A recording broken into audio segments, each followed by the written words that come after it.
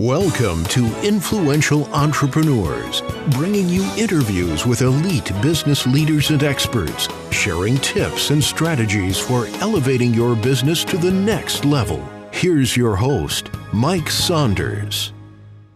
Hello and welcome to this episode of Influential Entrepreneurs. This is Mike Saunders, the Authority Positioning Coach, and today we have Frank Maselli with us, who's a speaker and trainer to the financial services industry. Frank, welcome to the program. Thanks, Mike. It's good to be with you.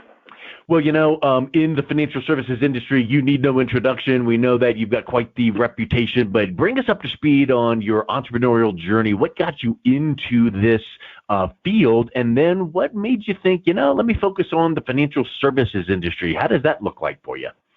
I tripped into this business by accident. It's hysterical, but 38 years ago, I found myself as a young stockbroker and just built a business. And as I became, more seasoned in the business, it dawned on me that brokers and advisors need help.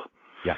And so I became a manager and I became a trainer very early in my career and just decided that was the path I wanted to take rather than working with clients. I wasn't particularly good with clients.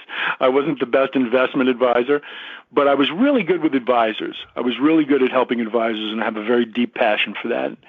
And so that just led me to this point in my life. It's just been a lot of fun, written a few books, and just enjoy helping advisors succeed because I think they're doing incredible work out there. Yeah, I couldn't agree more. And I find the more I speak with advisors in financial services that it's much more than just numbers and here's this plan for preparing and moving through retirement.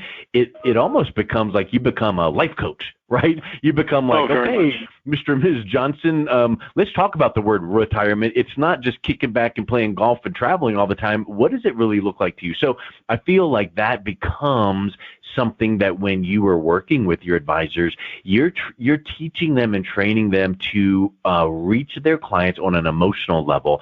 And in fact, before I even reached out to you to ask, could you come on the podcast, and thank you for your time, I had seen one of your videos on connecting with audiences on an emotional level. And that I feel like is so important, but also flies in the face of maybe a numbers-driven financial person that goes, emotions, give somebody the numbers. So what are your thoughts around that?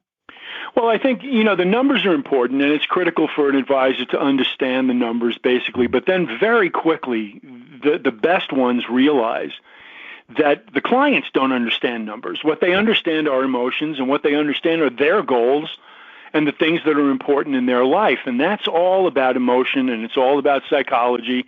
And the best advisors really are psychologists who happen to talk about money occasionally. Yeah. So it's a fascinating reality that we are helping people with some of the most incredibly critical decisions of their lives, complex decisions, very, very deep personal decisions. And there's money involved, but there's so much more than just the numbers. And so I think the best advisors make that transition. They probably do it subconsciously. I don't think they go into it thinking I'm really a psychologist, but ultimately that's what we are. We are coaches, we are psychologists, we are people who guide and coach others to success. So it's a fascinating profession in many ways. Have you ever heard of the Reticular Activator part of our brains? Yes. So I use this example so many times because it becomes fact. But the Reticular Activator, for those that don't know, is the part of our brain that kind of brings back to our conscious memory something we've been exposed to. Like you bought a brand new red vehicle and you notice all the other red vehicles similar to that right after you buy it, but they've always been there. You just weren't aware of it. Well, interestingly enough, after I watched that video of yours on emotional connection, I was watching TV with my son, the Penn and Teller magician show. And one of the magicians in there made the comment, it was so interesting. He goes, yeah, I know magic. But where I found my breakthrough and my success was when I connected with the audience at an emotional level. And I'm like, what? That's sales and psychology and success and it's from a magician? Yeah, because you want to take them on a journey. You want to have them feel like this experience was great. So what you just said about, the psychology of working with clients, it really gets down to painting that picture of where do you want to be? What does that end look like for you? And then we do the Stephen Covey, begin with the end in mind, and kind of go, okay, since that's the case, what do we have to do to get you there? Well, first we need to make sure, then we need to cover this base. So is there something with, kind of like that envisioning process that, how do you translate that into a granular, now here's what you should do with some planning?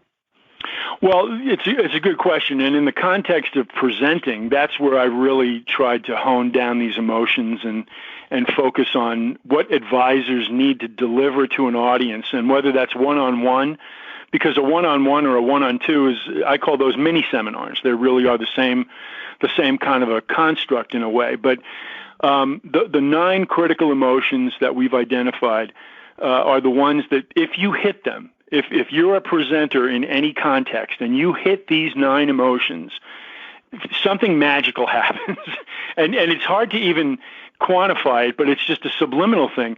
The person on the other end of that conversation bonds to you, connects to you, and feels a sense of, my God, I really want to work with this person. I want this person in my life. They won't even know why they're doing it because a lot of it is subliminal.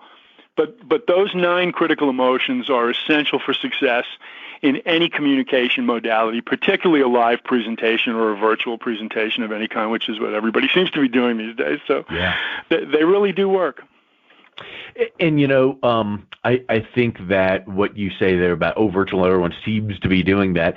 That's because our hand has been forced in many ways that way. But I feel like because of that, where we might have had to do that 100% of the time, as now we start introducing back into the live belly-to-belly, person-to-person, there's going to be an element of the virtualness that advisors can still rely on. Maybe not 100% one way or 100% the other, but I feel like just for the convenience and connection factor, being able to use that virtual, whether it's a one-on-one meeting or it's a one-to-many meeting or even just video training to get your ideas introduced to maybe set the stage for that one-on-one or group meeting. What have you found with advisors that are using virtual tools to communicate that their solution to their clients? Oh, I think virtual is not going away. You're 100% correct. We do want to get back to live, and I think live is our métier. Frankly, we're much better live in front of people for most part. It's just a more natural communication modality for most advisors, but virtual is here to stay. And a lot of advisors have begun to realize one of the great benefits of virtual is geography goes away. Yeah. Now your audience can be nationwide, in fact, global. I mean, I do virtual seminars in India, for God's sake. When would that have been possible? Right. So it's a really, really powerful medium. The problem with the medium, and you're aware of this, is it's very difficult. It's much more difficult than people realize to be good virtual than it is to be a live presenter. They're completely different skill sets in many ways. And unfortunately, and what I'm seeing is a lot of advisors just don't know how to captivate a virtual audience the same way they do with a live audience. So it is a challenge. It's a training opportunity for me, obviously. Yeah. But it's different, but it's definitely here to stay, I think. And I think if you were to lay out the foundational principles of connecting with an audience for the purpose of, many of them would be similar, live and virtual, but then the virtual, you need to do it this way a little bit different and that way a little bit different. So yeah, you're right. You can't just, whatever the case is, okay, raise your hand. Okay, everyone stand up and massage the person in front of you. You lose some of that, but there's some ways still you can do that. I think those nuances then come into how you can help guide an advisor on how to successfully deliver your message one-to-one, one-to-many on virtual. So that's a really big pin to kind of stick in the back of your mind as an advisor going, okay, how can I move forward and actually move forward in an exponential way? So I really like that approach too. Yeah, you're absolutely right. I mean, if you want proof whether virtual can work or not, think about this one statistic. More people have seen a single episode of The Big Bang Theory than every Broadway show in history combined. Whoa. So can virtual work? It absolutely can work, but you need to know how to make it work. It's a very powerful medium. Wow. Well, talking about online/virtual makes me think of a question that I ask a lot of times regarding specific, like financial planning strategies. This new tool out there, it kind of came out like about a week and a half ago. It's called Google. But what do you say about people that go, you know what? Shoot, I can just Google all kinds of things, and why do investors need an advisor that, you might have that one-on-one, whether it's Zoom or virtual or in person? They can just go find all kinds of stuff online. Yeah, it's crazy. You can get all kinds of data. You can get all kinds of information online. There's absolutely no shortage of that. What there's a shortage of, and what there will never be enough of, is wisdom and guidance and a hand to hold. Now, the truth is, and speaking as an advisor, not everybody needs an advisor. When you're just starting out, I mean, you're perfectly fine with some robo platform if you've only got a handful of dollars to invest. But as the money gets greater and as the complexity gets greater, you need a human being to guide you. You need somebody who's, standing on the bridge of the ship, who's seen a few storms, and who can captain you all the way home safely. You can't do that on your own at a certain level. Can a lot of people do it on their own? Yes, absolutely. It's fun, it's challenging, it's intellectually stimulating.